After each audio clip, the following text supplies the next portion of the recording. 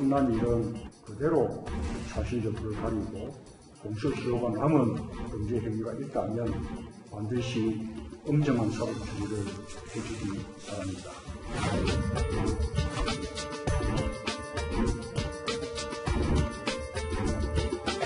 과거사위원회가 건의한 대로 활동기간을 2개월간 연장하기로 하였습니다.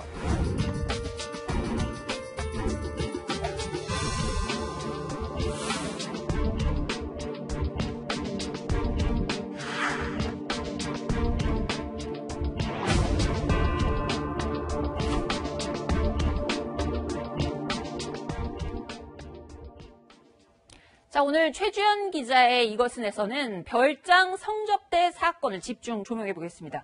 자, 건설업자 윤중천 씨로부터 김학의 전 차관을 소개받았다는 피해 여성 이모 씨가 있었죠. 이 씨의 과거 고소 대리인이셨던 박찬종 변호사님을 함께 모시고 얘기 나눠보도록 하겠습니다. 변호사님 안녕하세요. 네, 안녕하십니까. 와주셔서 감사합니다. 자, 이 사건의 실체를 밝히는 것만큼 이 공권력의 집행 또한 굉장히 중요한데요. 자, 어제 굉장히 재밌는 뉴스가 재밌다고 해야 되나요? 최주원 기자한테 먼저 좀 여쭤보겠습니다.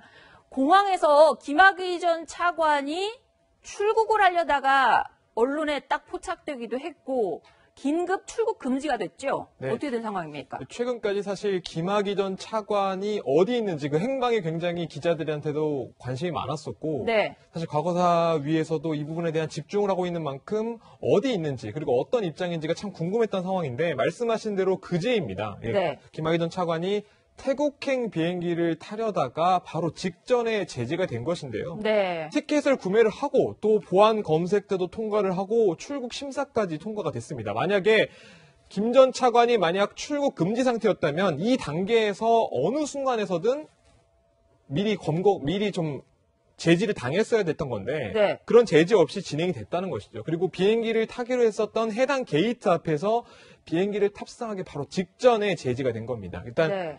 현재 상황으로 봤었을 때는 출입국 관계자가 이 사실을 김 전 차관이 태국으로 지금 이동을 하려고 한다라는 사실을 법무부에 이야기를 하고 얼굴을 알아봤던 건가요? 그렇죠. 법무부와 검찰이 이 부분에 대해서 어떤 조치를 취한 것인데 말씀하신 대로 긴급 출국 금지 조치가 내려진 것은 현재로서는 피의자로서 통보를 한 것이 아니라요. 네. 원래는 피내사자. 이제 범죄 혐의가 상당히 밝혀졌다라고 해서 사실상 피의자에 준하는 수준으로 보고 이런 조치를 취한 것이 아닌가 이런 얘기가 나오고 있거든요. 네. 그러니까 진상조사단 내부에도 사실은 검사가 있습니다. 그래서 그렇죠. 현재로서는 이런 긴급 출국 금지 조치에 대해서도 어떻게 할 수 있느냐에 대해서 좀 약간 논란이 불거지고 있는데 네. 검찰 입장은 검사 한 명 역시도 수사기관으로서 역할을 할 수 있다. 그만큼 검사가 이거에 대해서 좀 문제 제기를 한다면 그거는 문제를 삼을 수 없는 부분이다. 이런 입장을 표시하고 있거든요. 그러니까 다시 말해서 진상조사단이라는 데가 강제 수사할 수 있는 권한이 없는데 네. 출국금지 조치를 저렇게 갑자기 한 거는 뭔가 나중에 절차적으로 문제가 될 수 있을 것이다. 그런 뒷말이 나온다는 맞습니다. 거잖아요. 현재로서는 말씀하신 대로 진상조사단의 수사권을 두고도 말이 많이 나오고 있잖아요. 뒤에서도 네. 언급을 하겠지만요. 그렇기 때문에 통상적으로는 원래 법무부가 이거에 대해서 출국 금지 요청을 할 수 없고 승인만 할 수 있는 상황인데 네. 이번 케이스 같은 경우 좀 특이하게 출입국 관리소 직원이 네. 검찰한테 이야기를 해서 검찰이 이 부분에 대해서는 출국 금지 요청이 필요하다라고 해서 다시 법무부에 재차 요청을 해서 법무부가 이걸 승인을 내렸다. 이런 루트로 확인을 해보면 될 것 같습니다. 네, 일단 절차는 그렇지만 변호사님 김학의 전 차관 어쨌든 이 피해 여성들한테 가해자로 지목이 된 분인데 본인은 계속 결백하다고 주장을 해왔잖아요. 그러면 조사가 되고 있는 거 뻔히 아는데 외국으로 간다는 건 좀 부적절한 거 아닌가요? 이번에 출국 금지 조치는 논란이 되고 있고 네. 다소 논란의 여지는 있다고 생각합니다. 네. 왜 그런가 하면 과거사위원회는 아까 최 기자 말씀대로 네. 강제 수사권이 없지요. 그렇죠. 없는데 과거사위원회에 속하고 있는 그 검사가 네. 서울 동부지방검찰청 소속인 것 같아요. 네네. 그러면 이게 어떻든 수사로 확대될 가능성이 있는 것이고 여론이 주목하는데 네. 이게 밤중에 부자연스럽게 출국하는 것에 대해서 이게 만일 출국해버린다면 과거사위원회도 비난을 받을 소지도 있고 네. 이러니까 편법을 동원한 것 같은데 그 편법은 동부지방검찰청 소속 그 과거사위에 파견되는 그 검사가 네. 그 동부지방검찰청의 검사장의 의견까지를 들어가지고 네. 그리고 법무부에 요청해서 한 형식을 취했다면 동부지방검찰청에서 이 사건을 입건한 것으로 간주해야 됩니다. 아, 그런가요? 간주해야 네.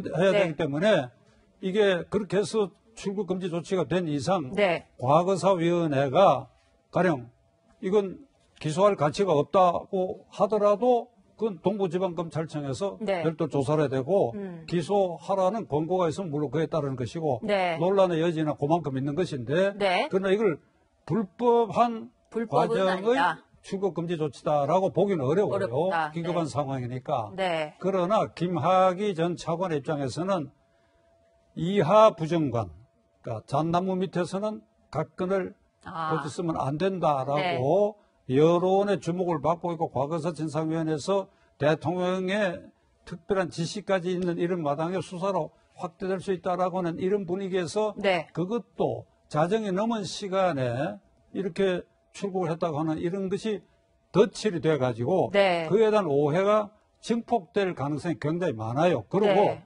또 하나는 역지사지 생각해 보면 본인이 네. 지금 혐의에 대해서 나는 정말 결백하다. 네.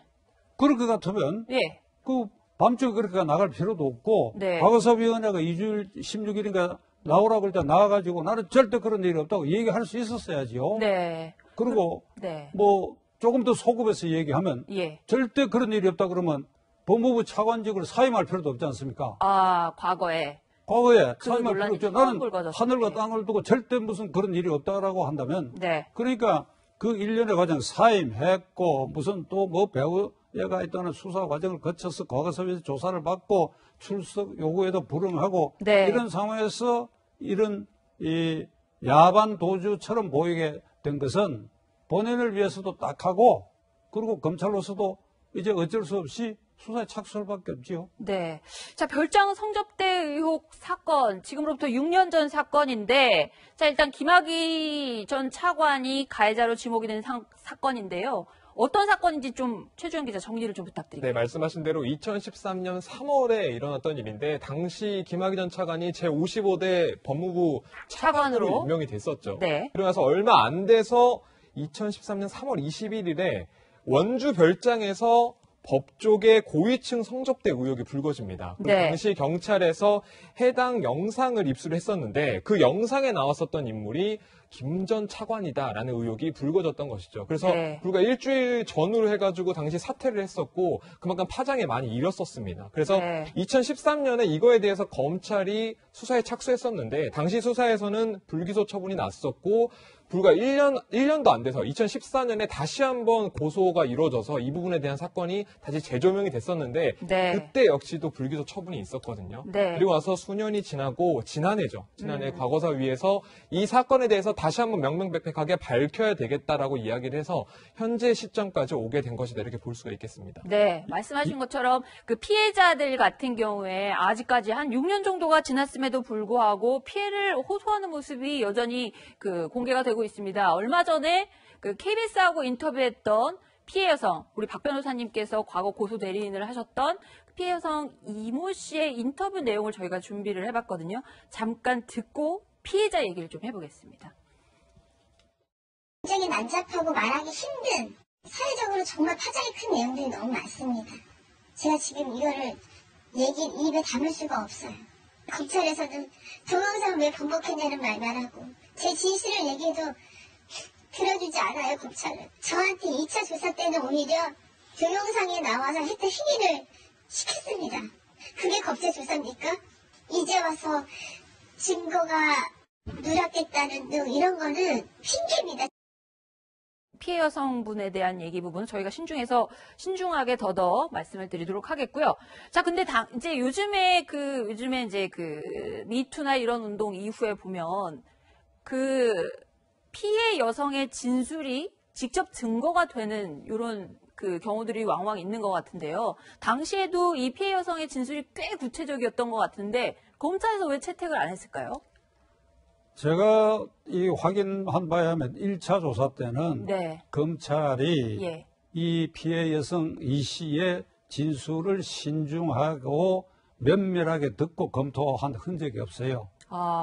그래서 2차 고소했을 때는 네. 그 상황을 자세히 설명했어요. 예를 들면 이게 원주, 이른바 원주 별장에서만 있었던 일이 아니고 네. 서울 시내에 같은 그 피고소인 중 하나의 윤 씨가 네. 세낸 집에서도 김학의 차관과의 관계가 범행이 있었다. 여러 차례 네. 있었거든요. 네. 그렇기 때문에 그 원주 별장에서 이 동영상이 있느냐 없느냐 네. 그것이 이 사건을 확인하고 밝히는데 핵심이 아닌데도 이상하게 글로 흘러가 버렸어요. 네. 그러니까 그래서 2차 조사 때는 동영상에 있는 내가 틀림없다. 네. 고개 찍힐 무렵에 내 생일이 그 근처에 있었기 때문에 내가 단발머리하고 내가 입었던 옷도 그게 틀림없고. 그렇게까지 그리고 구체적인 진술을 그 했다. 김학의가 틀림없다. 네. 그것은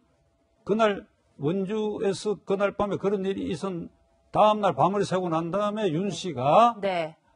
이씨 보고 네가 어제 밤에 접촉했던 그 사람이 김학이라고까지 얘기를 해주고 하는 이런 일체의 정황을 검찰에 2차 조사 때 다 얘기를 했어요. 네. 얘기를 했는데도 불구하고 검찰이 불기소 처벌을 했는데 여전히 동영상을 인식하기 어렵다는 거 하고 네. 그 다음에 당사자들이 피고소인들이 범행을 부인한다는 거 하고 네. 그 다음에 또 한 가지 이유를 붙인 것이 또 한 가지. 그건 아마 담당 검사가 이 사실에 대해서 어느 정도 감각적으로는 인식한 것 같아요. 사실로.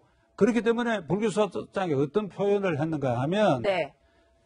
강제성과 폭력성을 인정하기 어렵다. 강제성과 폭력성을 그러니까 인정하기 이제 어렵다. 우리가 흔히 강간죄나 강도죄의 구성 요건으로는 피해자가 꼼짝할 수 없을 정도, 의사와 행동을 억압할 정도의 네. 폭력과 협박이 있는 네. 이런 좁은 공간에 집중적인 폭력과 협박만을 말하는 것이 아니라 네. 더 넓은 공간과 시간대에 있어서 피해자가 이 가해자의 소나기를 벗어날 수 없는 협박과 폭력이 네. 일정한 큰 공간과 시간대에 계속해서 연속해서 있었다. 네. 가령 2차 진술은 어떻게 했는가 하면 2006년 7월부터 네. 2008년 2월까지 네. 1년 7개월 사이에 예. 이 씨가 예. 피고소인 윤 씨의 지속적인 폭행과 협박을 받아왔고 네. 그리고 그 그늘을 벗어날 수 없었다.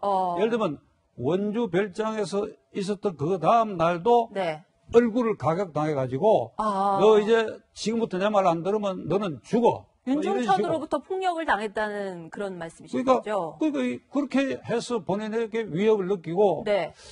글쎄 이 방송에서 이 얘기하기는 좀 그랬어도만 네. 내가 듣고 아는 얘기니까 네. 권총과 가끔 협박하기도 하고 그러니까 그 그늘에서 벗어날 수 없는 네. 지속적인 폭력과 강제력이 이렇게 있었다. 더 씌워지는 가운데서 원주 사건, 시내에서 사건이 있었기 때문에 네. 그 전체를 아울러 가지고 판단을 했어야 된다고. 이건 현재 확립된 판례로도 네. 시간과 공간대 지금 제가 설명드린 그런 정도의 폭력과 협박이 항존했다고 한다면 네. 그거는 특수강간죄의 구성 요건에서 말하는 폭력과 협박으로 충분히 인정할 수 있다. 네. 지금 말씀하신 것처럼 시간, 장소, 그다음에 그 진술의 일관성 이런 것들을 보면요. 검찰 입장에서 당시에 왜 이거를 무혐의 처분을 했을까 좀 이해가 안 되는데 검찰에서는 어떻게 항변을 하고 있습니까? 이 부분에 대해서. 당시 사건에 대해서 지금 방금 박 변호사님께서 말씀하시고 있는 그 두 번째 아까 설명해드렸던 2014년 사건에 대한 불기소 결정서를 저도 한번 살펴봤었는데 네. 당시 부분에 있어서 아까 설명하셨지만 크게 두 가지로 볼 수 있을 것 같아요. 피해 여성들의 진술에 대해서 얼만큼 신빙성이 있느냐. 네. 그리고 두 번째 부분은 김 전 차관이 나오고 있는 그 동영상이 얼마만큼 김 전 차관을 특정하고 있느냐 이런 부분으로 좀 나눌 수가 있겠는데 네. 검찰은 해당 부분에 대해서 일단 뭐 여성 진술 같은 경우는 1차에서 했었던 여성 진술과 2차에서 했었던 여성 진술이 좀 달라졌기 때문에 여성의 진술이 피해 여성들의 진술이 번복된 것에서 신빙성이 많이 떨어진다 이런 입장을 좀 고수하고 있었던 것이고 네. 동영상 같은 경우에는 이 동영상을 촬영했던 것으로 알려지고 있는 건설업자 윤 씨에 대해서 윤 씨가 평소에 했었던 습관과 다른 각도로 동영상을 촬영했다든지 다른 방법으로 동영상이 촬영되고 있다 이런 언급도 구체적으로 나오고 있거든요. 검사들이 그렇게 얘기를 했다는 그렇죠. 건가요? 당시 불기소 결정서엔 그런 언급이 나와 있고요. 네. 또 무엇보다 그 동영상에서 나오고 있는 김 전 차관의 모습이 당시에 김 전 차관으로 특정하기에는 굉장히 애매한 부분이 있다. 이런 내용도 언급이 되고 있는 상황인데 네. 이 부분 같은 경우는 사실 얼마 전에 그 경찰 쪽에서는 좀 다른 입장을 내놨었거든요. 그런 입장을 들으면 좀 더 설명을 좀 제대로 들으실 수 있을 것 같습니다. 자, 민감용 경찰청장 같은 경우에는 그 피해 장면이 담긴 그 동영상에 등장한 남성이 누가 봐도 김학의 전 차관이다 이런 얘기를 한 적이 있습니다. 한번 들어보겠습니다. 흐릿한 영상은 3월에 입수해서 감정을 의뢰했고 명확한 것은 그 후에 5월에 입수했는데 그 육안으로도 그 식별 가능도 명확하기 때문에 감정 의뢰 없이 이건 동일인이다라는 것으로 검찰에 송치했다고 합니다. 변호사님 그 당시에 그 가해자로 지목된 김학의 전 차관을 검찰이 조사를 직접 했지요. 당연히 그때 불러서 조사를 했을 것 같은데 김학의 전 차관은 어떤 입장입니까? 여전히 그 여성 모른다 이런 식으로 그 방어를 하고 있나요? 제가 대리인이 돼가 2차 조사 때 고소했을 때 제가 검찰에 요청한 것이 대질신문을 요청했어요. 대질해달라. 네, 네. 가해자 김학의 피해자 윤 두 사람을 네. 하고 이씨 피해 여성하고. 피해자 이씨하고 네. 하는데 그거 받아들이지 않았고 원주 별장에 그 현장 검증도 요청을 했는데 그것도 받아들이지 않고 네. 그리고 제가 확인한 바에 의하면 2차 고소를 했을 때 김학의 씨에 대한 그 피고소인 피의자 네. 신문도 안 한 거거든. 피의자 신문도 안 했고 네. 그러니까 앞에 1차 조사 때의 피의자 신문 조서로 가름을 하고 네. 2차 고소 때는 안 했어요. 그러니까 우리가 대질 신문 요청하고 현장 검증까지 요청했는데도 불구하고 이걸 받아들이지 않았는데 이게 동영상이라고 하는 그렇습니다. 모든 범죄에 동영상이 있어야 됩니까? 동영상이 유일한 증거다. 그러면 동영상을 어떻게 봐야 되냐 하는 것이 문제될 수 있지만 이건 네. 동영상 외에도 증거 충분하거든요. 네. 그리고 그 동영상에 대해서도 아까 그 경찰의 입장 같은 걸 보면 말이지 네. 그렇게 보는 견해도 유력하게 있고 더더구나 네. 원주 별장에서 있었던 문제된 그날 시작과 끝머리에서 피해자가 말하는 거에 비춰본다면 그 동영상의 주인공이 이 씨와 가해자 쪽에 김학의 전 김 씨가 차관이다. 윤 씨가 틀림이 네. 없다라는 게 인정이 되는 것입니다. 네. 그렇기 때문에 저는 과거사위원회가 이 단계에서 네. 검찰에 기소 의견을 네. 보내는 것이 옳다. 지금 드러난 이 증거를 가지고 법원의 판단을 받을 필요가 있다. 네. 그러니까 검찰이 확실한 유죄 증거가 있음에도 불구하고 네. 동영상을 핑계를 하거나 이런 이 김학의 씨 쪽에 서가지고 네. 이렇게 배척을 해버렸는데 법원의 판단을 이 정도에서 받아도 나는 충분하다 이렇게 네. 생각합니다. 그 피해자 입장에서는 굉장히 억울함이 크고 당연히 뭔가 밝혀서 가해자 처벌을 원할 텐데 또 한쪽에서는 공소시효가 이미 지났다 이런 얘기도 하고 있는데요. 이 부분에 대해서는 진상조사단이 어떻게 돌파를 할 수 있을까요? 모든 사건에 그렇잖아요. 네. 당사자가 있는 사건에 피해자는 피해 사실 얘기를 하고 가해자는 부인하고 네. 거기서 수사기관이 판단을 하고 그래서 증거가 어느 쪽으로 우월한지를 판단해서 그런 재판에 넘기면 그 이제 법원이 판단하는 것이죠. 네. 그 법원이 1심에서 유죄되기도 하고 무죄되기도 하고 상고심 올라가서 최종적으로 유죄로 확정될 수도 있고 무죄로 확정될 수도 있는 것이니까 네. 이 경우에 동영상의 매몰만 돼서는 안 된다라고 하는 것을 제가 말씀드린 것입니다. 네. 자, 일단 이 사건이 재조사가 굉장히 탄력을 받게 된 것이 대통령이 직접 이 사건을 언급하면서 재조사를 좀 해라.